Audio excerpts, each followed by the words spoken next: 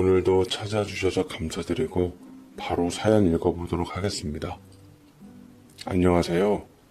저는 30대 남자입니다. 저는 사실 어머니가 반대하는 결혼을 했습니다.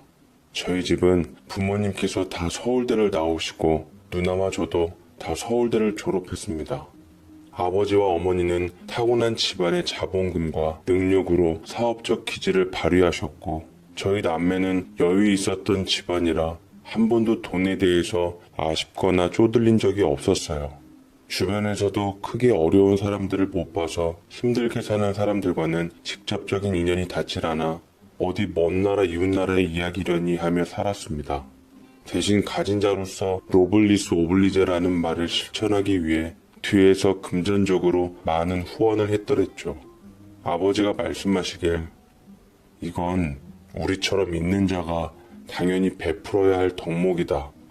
당장의 돈을 잃는다고 생각하지 말고 더 큰 것을 보며 살아라.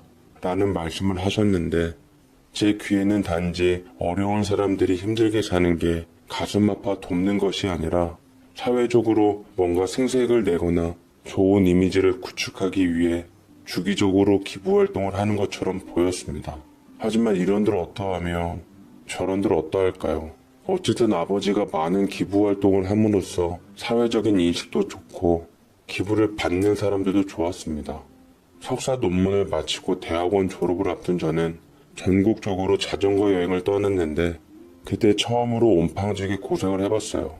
서울에선 흔하디 흔한 편의점들이 지방 시내가 아닌 곳으로 들어가자 눈 씻고 찾아볼래야 찾아볼 수도 없었고 구멍가게조차 하나 보지 못했습니다. 그리고 충청도 어딘에 도착했을 때 지친 저는 그대로 주저앉고 말았는데 너무 힘들어서 두 눈이 자꾸 감기려고 하더라고요. 그때 어떤 여자가 저를 흔들어 깨웠습니다. 괜찮으세요? 많이 아프신 것 같은데 저랑 같이 읍내에 있는 병원이라도 같이 가실래요? 괜찮습니다. 체력이 바닥난 상태인데 좀 무리한 것 같아요. 조금 쉬면 좋아질 거예요. 아니면 저희 집이 요 앞인데 좀 들렸다 가실래요? 마침 부모님과 동생이 식사 준비하고 있다고 해서요. 아닙니다. 폐를 끼치기는 싫어서요. 덕분에 힘이 좀 났습니다. 말씀만으로도 감사드려요. 라고 과도한 친절을 물리며 일어서는데 근데 이상하게 몸이 무거워서 일어나기가 쉽지 않더라고요. 억지로 몸을 일으켜 자전거에 지탱해 힘겹게 걸어가다가 힘이 풀려서 그만 넘어지고 말았습니다. 그러자 여자가 달려오며 저를 부축하고 일으켜 주더라고요. 거봐요. 힘드시니까 그냥 잠깐 들렸다 가세요. 저 이상한 사람 아니고요. 저기 병원에 간호사로 일하고 있어요. 가족들도 다 있으니까 함께 가요. 라고 하는데 사실 낯선 사람들만 있는 곳에 제가 가는 곳도 그렇고 어색해서 피하려고 했지만 제 안색이 안 좋다며 저를 끌고 가는 당찬 아가씨 덕분에 생전 처음 상상도 못할 경험을 하게 되었습니다. 그곳에는 할머니와 5, 60대 아저씨 아줌마 그리고 10대, 20대 젊은 사람 3명 정도가 함께 식사를 앞에 두고 얘기를 하고 있었더랬죠. 아무래도 저를 부축해온 여자를 기다리고 있는 것 같았어요. 제가 나타나자 여자를 반갑게 맞는 식구들은 일순간 찬물을 끼얹은 것처럼 얼음이 되었고 저는 되려 어쩔 줄 모르는 상황에 확 얼굴이 달아올랐습니다. 엄마! 이분이 길에서 힘들어하고 있길래 데려왔어요. 근방에 가게도 하나 없고 숟가락 한 개만 더 넣으면 되니까 같이 식사하고 가도 되죠? 하며 저를 소개하는데 그때 여자의 어머니처럼 보이는 분이 자리를 하나 만들어주며 그럼 우리 집에 온 손님인데 밥 한 끼 못 대접할까? 여행하는 양반 같은데 같이 먹고 힘내가야지. 안 그럼 체력 약해져서 못 버텨. 어여 이리 와서 같이 잡숴. 라고 말을 하는데 참으로 미안해서 주춤거리면서 걸터 앉자 젊은 양반 편하게 앉으라며 일부러 제 다리를 뻗게 해줬습니다. 이것이 시골의 인심인가 싶더라고요. 듣는 얘기로는 시골 인심도 예전만 못하다고 했는데 각박한 세상에서 이런 좋은 대접을 받으니 새삼 감동이었습니다. 거기다 반찬들이 하나같이 직접 농사 지은 것들로 만든 거라 얼마나 꿀맛인지 염치 없게도 밥 2공기를 단번에 비우니 흐뭇하게들 쳐다보시더라고요. 저를 데려온 당찬 아가씨도 저 민망할까봐 숟가락으로 푹푹 먹는데 먹방 저리 가라였습니다. 그러자 제일 고령인 할머니께서 빙글에 인자한 웃음을 지으시고는 한마디 해주시더라고요. 아이고 예뻐라. 둘 다 밥 복스럽게 먹으니 둘이 아주 예뻐. 사람들 밥 깨작깨작 먹는 거 배기 싫었는지 선남소녀가 따로 없구먼. 라고 얘기하는데 저는 훅 들어오는 할머니 말에 사례가 걸려 물을 마셨고 여자는 그 모습이 재밌다는 듯 깔깔거리며 할머니 그런 소리 하시면 손님 밥상 엎을지도 모른다며 농담삼아 말했죠. 할머니는 귀가 안 좋으신지 아니면 치매기가 있으셨던지 손녀딸이 뭘 하든 흐뭇한 얼굴로 보기 좋다라는 말만 반복하셨죠. 밥을 얻어먹으니 저도 뭔가 보답하고 싶어 어르신들께 도움될 만한 게 있냐고 말씀드렸어요. 왜 영화에서나 그런 거 보면 반드시 은혜는 갚잖아요. 하지만 10대, 20대 저보다 힘 좋은 청년이 이미 있으니 얼른 가보라는 어르신들 말씀에 섣불리 돈을 내밀었다가 크게 야단을 맞고 인사를 하며 나갔습니다. 당찬 여자는 자전거가 다니는 쉬운 길로 저를 바래다 준다며 자기 자전거를 타고 저와 거리를 좁혀나갔고 저는 그 여자에게 깊은 인상을 받으며 어느 순간 로맨틱한 분위기에 휩쓸려 버리고 말았지요. 그 여자는 저와 닿은 인연이 아쉬웠던지 저도 자전거 여행 많이 해봤거든요. 도움 필요하시면 언제든 연락 주세요. 제 연락처예요. 라며 제게 연락처를 남기는데 순간 심장이 두근두근거리며 설레기 시작했습니다. 변변한 연애 경험 한 번 없던 저는 일부러 연락 한 번 더 하고자 모른 척 여행 내내 그 여자와 연락을 주고받게 되었고 여행을 마치고 돌아와서도 소식을 주고받곤 했는데 저와 잘 통하는 구석이 많아서 저는 그 여자와 다시 만나기로 했습니다. 그녀는 마침 서울로 근무지를 옮긴다며 고향 땅을 뒤로하고 나왔는데 새로 고용된 병원이 저희 집이랑 그닥 멀지 않은 곳이었어요. 우리는 인연이 되어 여행지의 로맨스를 현실에 적용시켰고 연인이 되었으며 솔직하고 풋풋한 그녀의 감성에 매료되어서 사랑하게 되었습니다. 그녀와 1년 반 정도 교제를 했을 때 저희 부모님께서는 제가 숨겨둔 애인이 있는 걸 슬슬 눈치채신 모양이었어요. 넌지시 눈치를 주시며 제게 말씀을 하시더라고요. 아들, 너 혹시 사랑하는 사람 생겼니? 우리한테는 언제 보여줄 거니? 조만간 갈비탕 먹어서 나도 이쁜 손주 좀 안아보자. 응? 집안은 어떤 아가씨야? 학교는? 부모님은 뭐 하시고? 라며 그 사람이 아닌 배경을 자꾸만 물어보시는데 부담스러워서 떨쳐내느라 혼났습니다. 제 여자친구는 사실 시골에 농사 짓고 학교도 집과 많이 떨어지지 않은 가까운 지방대학 전문대학교 간호학과를 나와 병원에서 일하는 중이고 밥상에는 우리 집에서 먹는 전복이나 한우 대신 직접 농사 지은 풀떼기들만 밥상에 올라온다는 말을 차마 할 수가 없었습니다. 그녀 자체로만 봐주길 바라며 저는 최대한 숨기려고 했으나 저보다 발빠른 저희 어머니께서는 이미 제가 만나는 여자의 뒷조사를 한 차례 하신 후 어느 날 제가 외출하고 돌아오자 빼죽 올라간 눈초리로 저를 노려보셨어요. 아들, 우리 아들이 이렇게 눈이 낮은 줄 몰랐구나. 네가 하도 여자친구 공개를 꺼리길래 내가 좀 알아봤더니만 우리 집안하고는 안 어울리는 아이더구나. 집안도 학벌도 외모도 너한테 턱없이 모자라. 너하고 딱 어울리는 여자로 내가 소개해 줄 테니까 내일 저녁 시간 비워놓거라.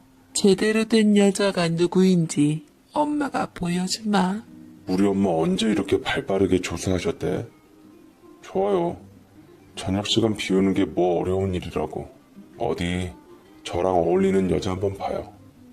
라고 대꾸했는데 저는 저희 엄마의 이런 독단적인 면을 일찌감치 알고 있었고 반발해봤자 악영향만 끼칠 줄 알았기에 순순히 알겠다고 했습니다. 그리고 다음날 저녁 저는 여자친구를 그 자리에 데리고 나가 엄마에게 빅엿을 먹였더랬죠. 엄마는 씩씩대셨지만 애써 교양을 차리려는 듯 꼭 놀라 참고는 마담 뚜아 선보러 나온 여자에게 난감한 얼굴로 미안하다고 말하며 아무렇지도 않은 듯 안면 싹 바꾼 채 제 여자를 신문하는 재판관인 양 쏘아붙이더라고요. 제게 했던 질문 모두 여자에게 직접적으로 물었고 다행히 제 여자친구는 전혀 밀리지 않은 채 정중하게 예를 다하며 솔직하게 모든 것을 털어놓았습니다. 그리고 어떤 모습을 보이든 이미 선입견을 가지고 있는 어머니의 마음을 돌리기에는 역부족이었죠. 대놓고 아가씨 마음에 안 들고 우리 아들이랑 헤어지라는 둥 먹히지도 않을 쌍팔년도식 어머니 행세를 하시더라고요. 결과는 어떻게 됐냐고요? 당연히 제가 이겼습니다. 말발로 아버지 어머니는 절 이기질 못했어요. 내가 만약 우리 와이프랑 결혼하면 사회적으로서 좋은 며느리를 드렸다고 칭찬이 자자할 거예요. 아버지 기업 이미지도 향상될 거고요. 아버지 노블리스 오블리주 좋아하시잖아요. 절 이용하셔서 그 가치를 기업적인 이미지로 혁신을 꾀해보세요. 다들 아버지를 존경할 겁니다. 라며 아버지와 어머니께 말씀드렸고 전 어거지로 우겨 반대하는 결혼을 하게 되었고 그녀도 제 사랑만을 믿은 채 저를 잘 따라와 주었죠. 당연히 제가 분가를 하려 했지만 아버지의 반대에 부딪혀 반발했고 아내의 어진 설득에 끝내는 합가하기로 했습니다. 그때부터 제 아내에게는 웰컴 투 시월드의 고된 시집살이가 시작되었죠. 우리 엄마는 내가 알기로는 분명 할머니께 시집살이를 당한 적이 없었는데 드라마를 보고 시어머니 흉내를 베끼셨던지 잔소리를 늘어놓으며 하나부터 열까지 아내에게 못되게 대하더라고요. 어머니는 아내 시집살이 시키려고 사업을 오직 아버지한테 맡겼고 아내는 병원을 그만둔 채 저희 어머니의 억지스러운 시집살이를 들어줘야만 했습니다. 화가 나더라고요. 회사 퇴근하고 아버지와 같이 집에 들어왔는데 일하는 아주머니는 놀게끔 하고 무릎 꿇고 바닥 걸레질을 박박하는 아내를 보며 어머니께 확 내질러 버렸습니다. 모두가 행복하게 잘 살면 편할 텐데 왜 이렇게 엄마는 고행의 길을 가려고 해요? 엄마 재능에 맞는 사업하시지 왜 우리 와이프 못 살게 구냐고요. 엄마 시집살이 시키는 역할 진짜 별로예요. 제발 작작 좀 하세요. 라고 했다가 언제 왔는지 친누나에게 귀싸대기를 후려맞고 말았습니다. 어디 버르장머리 없게 엄마한테 그러냐며 엄마 대신 누나랑 복병이 있는 줄 새까맣게 잊고 있었죠. 아내는 급하게 일어나 제 앞을 가로막으며 그만하세요, 형님, 어머님. 제가 더 열심히 할 테니까 우리 그이는 손대지 말아주세요. 우리 그이 밖에서 힘들게 일했는데 저로 인해 피해 당하게 하고 싶지 않아요. 제발 부탁이에요. 라고 저를 감싸 안아 주었고 누나와 엄마는 이 모든 게 아내 때문에 벌어진 분란인데 어디 감히 편들어주는 척을 하냐며 여시가 따로 없다며 매운 욕을 또 들어야만 했습니다. 속상했던 저는 당신은 화도 안 나? 엄마랑 누나가 그렇게 힘들게 하는데 우리 당장 분가하자. 그게 맞는 것 같아. 나 도저히 엄마랑 누나로 인해서 당신 힘든 모습 보기 힘들어. 괜찮아요. 당신이 그렇게 말해준 것만으로도 감사해요. 당신 부모님도 우리 부모님이나 마찬가지인데 몇 번 서운하게 한다고 어떻게 집을 나가요. 나는 지금 행복하니까 걱정 말아요. 아내는 제게 괜찮다며 씩씩하게 말했고 저는 그런 아내를 살포시 안아주며 언젠가 반드시 엄마와 누나를 후회하게 해줘야겠다 이를 악물었죠. 허나 사람이 뜻하면 이루어진다고 했던가요? 승승장구했던 우리 집안 사업은 눈 깜짝할 사이에 하얀 곡선을 그리기 시작했습니다. 다름 아닌 매형이 다른 사업체까지 욕심을 내는 바람에 아버지를 설득하며 무리하게 확장을 한 것이 문제였어요. 끝내는 어음을 못 맞게 되고 아버지와 어머니가 세운 사업은 곤두박질 쳐서 결국 부도가 나고 말았죠. 덕분에 남일로만 여겼었던 온 집안의 빨간 딱지가 천지가 되었고 아버지는 거의 쓰러지기 일보 직전이었지만 그래도 평소 건강 관리라든지 지병은 없으셔서 몸은 무사하셨습니다. 엄마는 목숨같이 여겼던 희귀 컬렉션 명품백들을 다 뺏겼고 그 와중에 교양을 따지시겠다고 곡소리 한번 내지 않으신 채 손수건에다 얼굴을 묶고는 펑펑 울었습니다. 아내는 그런 어머니를 위로해드렸지만 아내의 존재만으로도 좋은 소리는 듣지 못했어요. 이게 다 너 때문이야. 집안에 사람이 잘 들어와야지. 집안이 편다는 옛말 틀린 거 하나도 없다. 너 들어오고 나서 우리 집안에 맨날 바람 잘 날았고 시끄럽고 한시도 편할 날이 없었어. 우리 이제 길거리에 나게 생겼는데 어떡할 거야. 다 너 때문인데 어떡할 거냐고. 라며 어거지로 억지를 부리자 아내는 깊은 한숨과 함께 잠시 곰곰이 생각해 보더니만 어머님, 그럼 당장 가실 데 없으니 저희 친정이라도 가시겠어요? 물론 시골이고 낡긴 했는데 그래도 얼마 전에 동생 2명이 독립하는 바람에 방도 남고 안이 넓은 편이어서 저희 식구들 다 갈 수는 있을 거예요. 길거리에 나는 것보다는 낫지 않으시겠어요? 라고 말을 하는데 어머니와 누나는 절대로 죽으면 죽었지 네 낡은 처갓집에 어딜 감히 우리들을 오라고 종용하냐며 막 뭐라고 하더라고요. 누나는 나름 빵빵한 매형네 알아보았는데 매형네 집안은 행여 본인들에게 피해가 올까봐 연락조차 안 받더라고요. 세상에 뭐 이런 뻔뻔한 식구들이 다 있어? 자네, 우리가 자네 부모님한테 얼마나 잘했는 줄 알지? 어려울 때 발 벗고 나서주고 받아먹을 때는 좋아라더니 우리가 어려워지니까 어떻게 이렇게 매몰차게 대할 수가 있단 말인가? 자네 집안 정말 안 되겠구만. 이게 다 누구 때문인데? 자네가 억지로 사업 확장만 주장 안 했더라도 우린 탄탄대로를 걷고 있을 걸세. 라고 엄마가 얘기를 하니 매형은 잘못한 건 잘못한 거지만 이로 인해 본인 부모님이 욕 들어먹는 게 싫었던지 그만 좀 하세요. 아무리 제 잘못이고 손절하시려는 부모님이 야속하시더라도 저 앞에서 부모 형제 욕하는 건 못 참습니다. 저도 매번 생색내는 처갓집 지긋지긋해요. 장모님 장인어른 서울대 나오시고 잘나신 거 충분히 아는데 그렇게 평소에 떨던 유세 생각하면 어려울 때 누가 도와주고 싶겠어요. 천안댁도 여기 단물 다 빠졌으니 친정으로 돌아가요. 전 인과응보라 생각합니다. 라며 제 아내에게까지 충고를 잊지 않고 책임에 피김 집을 나가버렸습니다. 매형마저 나가니 누나가 울고 불며 난리를 쳤고 상황은 악화될 만큼 악화되었죠. 정말 당장 갈 곳이 없게 되자 아버지는 큰 결심을 하신 듯 제 아내를 앉혀놓고는 그래 아가야, 그럼 네 집에서 집이 다시 마련될 때까지만 신세를 좀 지면 좋겠구나. 사돈 어른들께 정중하게 한번 여쭤보련 라고 애써 아쉬운 티 내지 않으시고는 시아버지의 위엄을 지키며 제 아내에게 말을 하는데 아내는 당연히 모두 우리 한 가족인데 저희 집에 오셔도 된다고 화색을 띄었습니다. 어머니와 누나는 도시에 살다가 그런 한적한 시골까지 어떻게 내려가냐고 아버지에게 불만을 쏟았지만 아버지는 단호하게 아내의 댁에서 신세질 뜻을 비췄습니다. 그렇게 해서 저희 가족은 모두 서울 한복판에서 살다가 충청도 외진 지방으로 가게 되었더랬죠.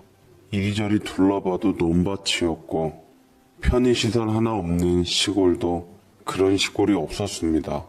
가끔 처갓집에 방문할 때마다 옛날 자전거 여행을 하며 아내를 만난 기억이 났는데 지금도 처갓집에 방문할 생각을 하니 벌써부터 설레더라고요. 가족들의 물건들이 모두 차압당해버려 차도 없게 되어버렸으니 택시를 타고 이동하는 수밖에 없었습니다.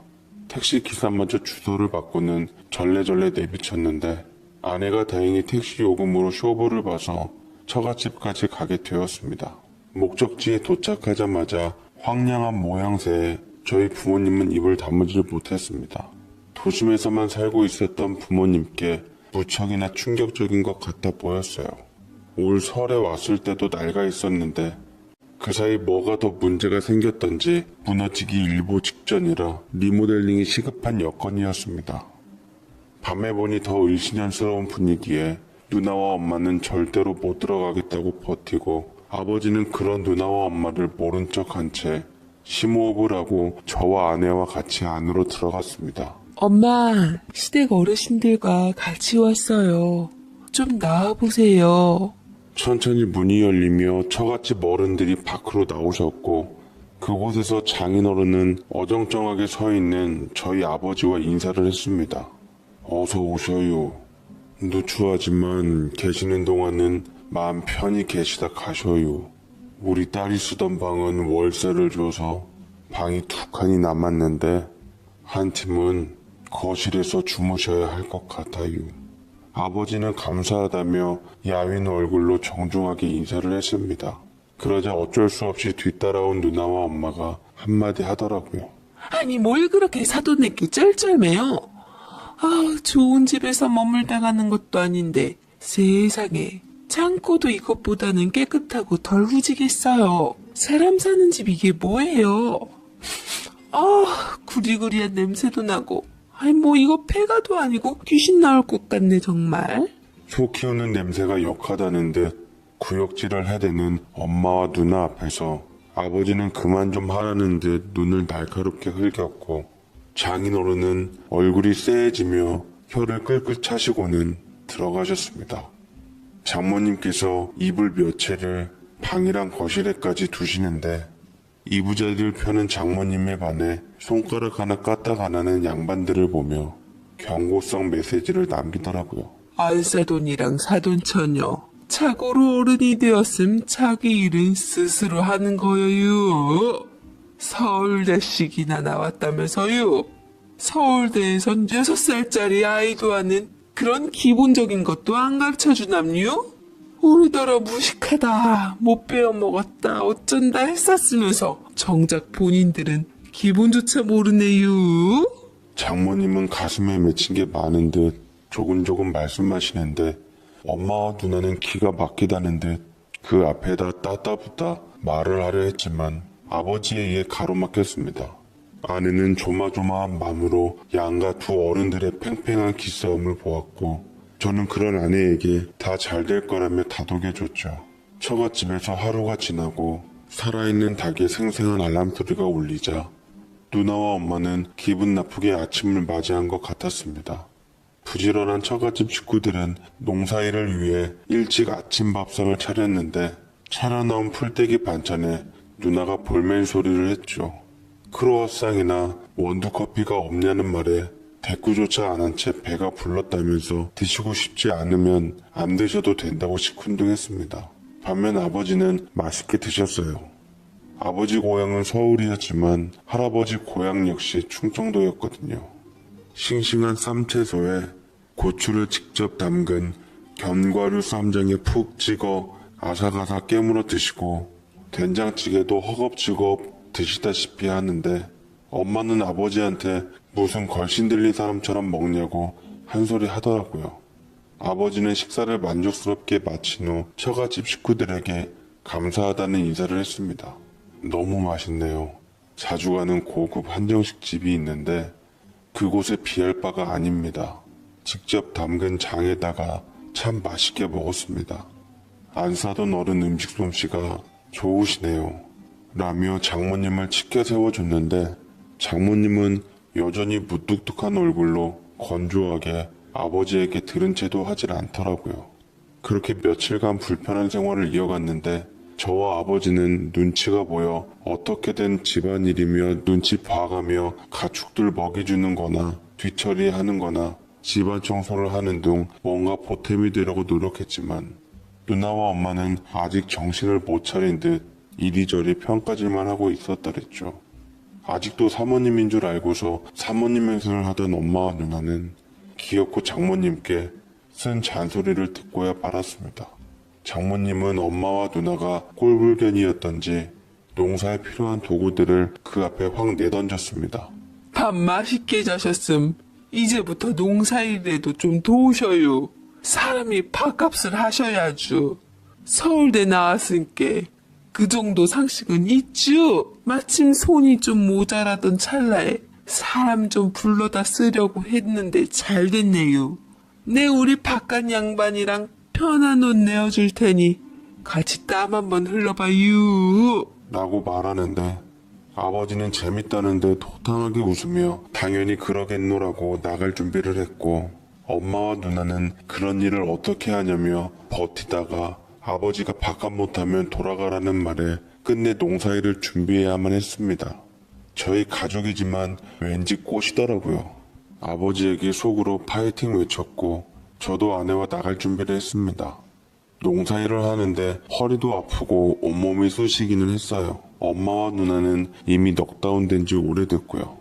그나마 아빠가 땀을 뻘뻘 흘리며 장인어른의 일손을 돕는데 힘에 붙여 보이기는 했습니다. 장인어른은 아빠의 상태를 보더니 좀 쉬엄쉬엄 하시라고 앉아있으라 했지만 장모님이 뭘 얼마나 했다고 쉬냐는 말에 아빠는 꼼짝없이 힘든 일을 감수해야만 했습니다. 그리고 그늘에서 한없이 쉬고 있는 엄마와 누나를 못마땅하게 보았죠. 상태를 보아하니 장모님이 꼴이 나신 것 같더라고요. 이윽고 아내가 새참을 만들어 왔고 굳은 농사일에 기운이 빠진 가운데 새참은 참 반가운 소식이었습니다. 새참을 두고 다 같이 모였고 그늘에 있던 엄마와 누나가 슬금슬금 오자 장모님이 획 치워버리더라고요. 서울대 나온 양반들이니까 당연히 일하지 않는 자는 먹지도 말라 라는 말 아시죠? 드실 자격 없는 양반들은 드시면 안 되죠. 서울대 나왔으니까 남들 땀 흘리고 노동할 때 영원히 그늘에서 쉬셔요. 라며 말씀하시는데 아내가 장모님을 말려도 장모님의 입은 쉬지 않고 엄마와 누나를 맹비난했습니다. 그리고 학벌 컴플렉스가 있으셨는지 말끝마다 서울대를 언급하시더라고요. 근데 물론 저도 부모님이 잘못한 건 알지만 자꾸만 장모님이 저희 엄마와 누나를 눈에 가시처럼 여기고 쓴소리를 쏟아내니 내심 기분이 좋지만은 않더라고요. 아버지도 저와 마찬가지 심정일 거라 생각했습니다. 아버지의 째려보는 눈빛에도 불구하고 더 이상 엄마가 참지 않고 나섰습니다. 이 옆엔 내가 듣자 하니까 못하는 말이 없네.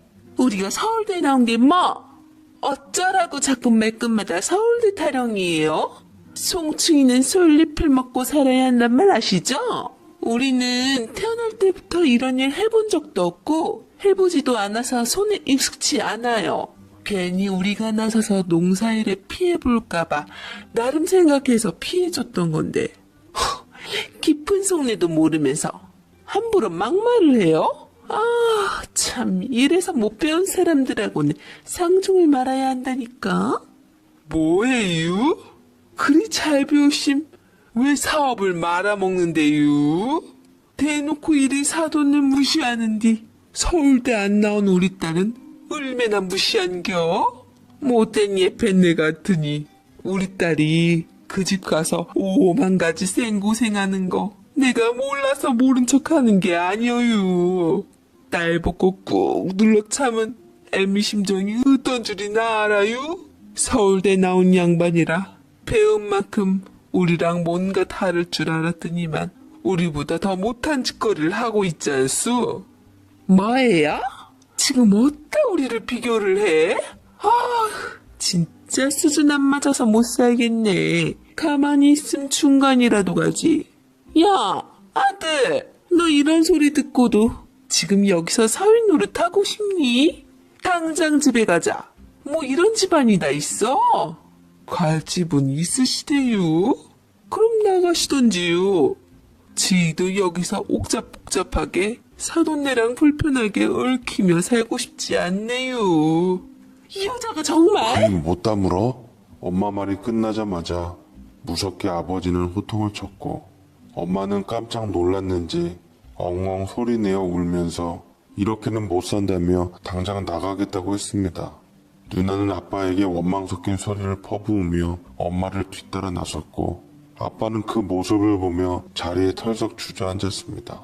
장인어른은 아버지의 심정을 이해하셨던지 아버지를 일으키며 오늘은 좀 일찍 들어가서 어른들끼리 다 같이 쇠주나 한잔해요. 너희들이 남은 뒤처리 좀 하고 와라. 라며 위로의 말씀을 해주시는 것 같던데 호랍이 마음 과부가 한다고 가장의 심정은 가장이 가장 잘 알았겠죠. 엄마와 누나는 양주 아님 안 마신다고 했다가 또다시 아버지한테 호통을 들었고 궁시렁거리는 장모님은 장인어른의 설득에 못 이겨 겨우겨우 함께 갔습니다. 어른들이 모두 물러난 후 저와 아내는 한동안 심란했어요. 두 집안이 사이가 안 좋으니 마음이 싱숭생숭하기도 했고 괜히 처갓집 어른들의 서울대 하며 비꼬는 말투 때문에 저까지 심이 상한 상태였습니다. 미안하면 제 눈치를 보고 있는 아내에게도 화가 나더라고요. 아니, 당신 집안은 우리 집안에 무슨 열등감 있어? 듣자 하니까 장모님 너무 심하신 것 같아. 매번 비꼬면서 무뚝뚝하게 말씀하시는데 우리 부모님 태도도 좀 그랬긴 했지만 이건 좀 아니신 것 같아. 아내는 저를 보며 혀를 차고는 새참을 주섬주섬 정리하며 뒤통수 좀 치지 말아요. 아버지들끼리 얘기한다 하는데 뭘 지네끼리 성을 내요. 그만하고 물건 챙겨서 어여 가요. 라고 했고 저는 민망한 나머지 더 펄펄 성을 냈지만 아내는 현명하게도 들은 채도 안 한 채 갈 길을 갔습니다. 처갓집 댁으로 가니 아무도 없이 횡해 있었고 저는 부디 어른들끼리 잘 해결했으면 하는 마음이었습니다. 아내는 씁쓸하게 마루에 걸터 앉아 말없이 있었는데 표정이 슬퍼 보이더라고요.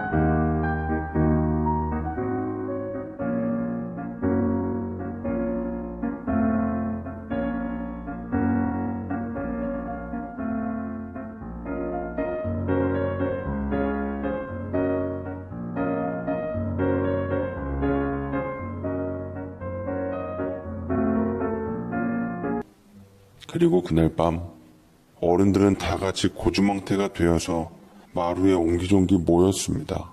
그런데 호칭이 좀 바뀌었더라고요.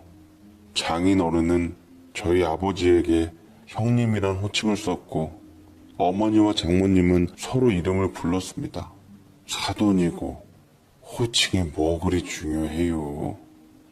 난 가방끈 짧아서 그냥 동갑이면 말트고 나보다 나이 많은 형님, 아래면 동생, 일이 간단한 게 좋아. 우리 앞으로도 사돈 일은 거칠애적인 거 할 것 없이 편하게 지내요, 형님.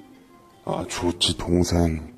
오늘 동생 덕분에 내가 재기할 수 있는 사업 아이템이 생겼다니까. 동생이 그 유기농 작물과 함께하는 사업을 진행해서 우리 사돈을 넘어 의형제, 나아가서 사업 파트너까지 같이 되는 거야. 우리 며느리가 누굴 닮아 현명하나 싶더니만 자네 꼭 빼닮았어. 무슨 소리예요? 우리 딸은 날 닮았슈. 내 속으로 낳은 내 새끼인데 당연히 애미 닮지. 애비는 한 게 뭐 있다고요? 안 그래요, 사돈? 보니까 양주 말고 딱 막걸리 체질이시던디. 나도 쇠주보단 막걸리 파요. 내가 사돈보다 수준은 낮을지언정 뭐 우리 통하는 거 딱 하나 생겼슈. 그러게요. 막걸리 맛있더라. 비싼 양주보단 우리나라 전통주가 훨 낫지. 당연히 우리 아들, 딸들, 내 새끼들인데 부성애보다 모성애가 최고라는 의견도 통한 거 아니야? 라며 낮에만 해도 앙숙인 사람들끼리 술 한 잔씩 들어가니 다정해진 사이가 됐는데 이를 보며 아내가 빙그레 웃으며 미리 깔아놓은 이부자리로 어른들을 한 분씩 한 분씩 모셨습니다. 그러자 누나가 우리 아내를 꼭 껴안더라고요. 미안해, 올케. 이제까지 나한테 섭섭한 거 많았지. 난 서울대 나와도 지금 그냥 백수에 불과해. 옛날에 공부한 것들도 다 까먹고. 근데 올케는 전공 살려서 불과 1년 전까지는 간호사 했잖아. 나도 이제 자기 관리를 해야겠어. 남편 놈도 날 버리고 혼자 홀랑쳐 살겠다고 갔겠다. 내가 믿을 건 우리 가족들이 전부야.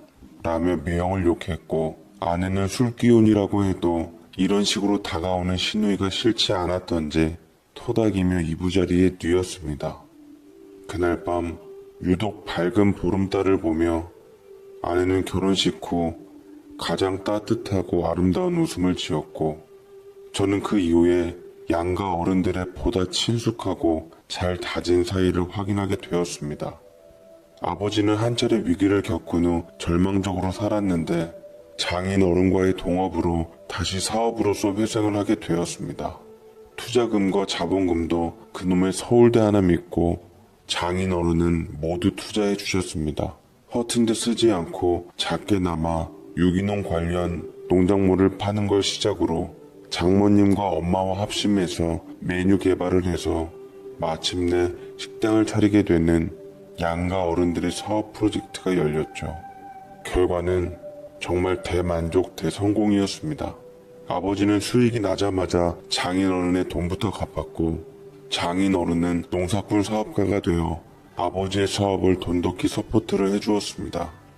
장모님의 손맛은 식당을 일으키는데 1등 공신이 되었고요.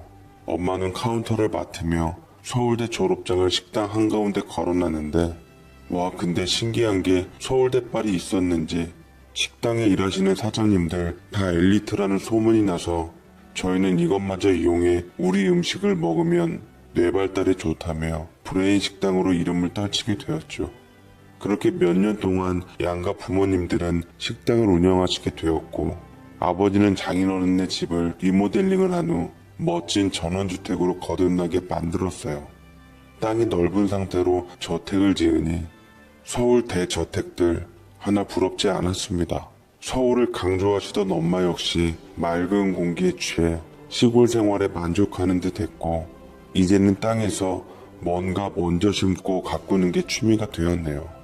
저는 양가 어른이 다 잘 지내게 된 게 우리 아내 덕분이라고 생각합니다. 우리 아내가 복덩이이고 아내가 없었으면 희망도 없이 회생할 기회조차 얻지 못한 채 그대로 무너져 버렸을지도 모릅니다. 평생 왼수가 될 수도 있었던 사이였는데 자신에게 시집살이를 한 시집 식구들을 친정에 받아주고 다시 일어날 수 있게 힘을 준 아내를 위해 이 사연을 바치고 싶습니다. 제 사연 읽어주셔서 정말 감사합니다.